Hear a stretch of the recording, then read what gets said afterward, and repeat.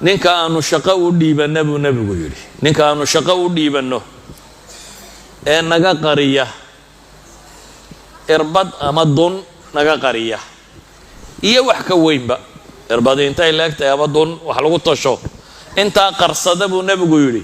waara ogaado waa qululkiiba ku jiraya waa tuugi maalinta qiyaamada la iman buu nabigu yiri alayhi salaatu wasalaam waxay dhaadaan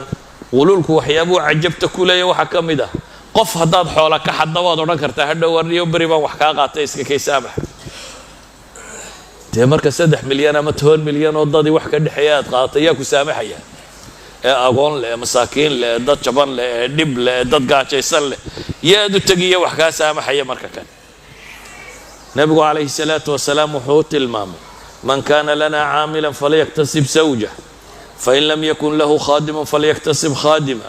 فإن لم يكن له مسكن فليكتسب مسكنا قال أبو بكر أخبرت أن النبي صلى الله عليه وسلم قال من اتخذ غير ذلك فهو غال أو سارق qofka hadii la shaqaalaysiyo buu nabigu tilmaamaya in la siiyo wax ku filan saanu tuugu noqon nabi maxamed alayhi salaatu wasalaam markiisi wuxuu tilmaamayay qofka aanu shaqaale ka dhigano waa u guurinaynaa gabadha waa loo guurinayaa daanu khaadim lahayn khaadim baanu siinayna daanu guri lahayn guri baanu siinayna waxaan waxa ahayn maranu siinay cidda lagu arko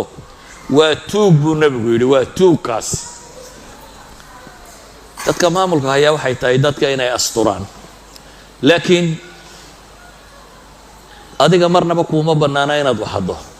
hadduu isna ku asturi waayo maxaad yeelaysaa dees kaga tag ilaahay irsaaqdiisu waa ballaananta waxa xaday hadduu ku asturi waayo oo maalan uu diido wax kugu filan inuu ku siiyo ma waxaad oranaysaa waxaan xaq u leeyahay inaan ana guro ma ya xaq u balihi guristu iyadu waa mamnuuc waxaad xaq u leedahay inaad kontract gaba galinaysa suuqaaga u shaqo tagtid ilaa qasab maaha inaad shaqaysaay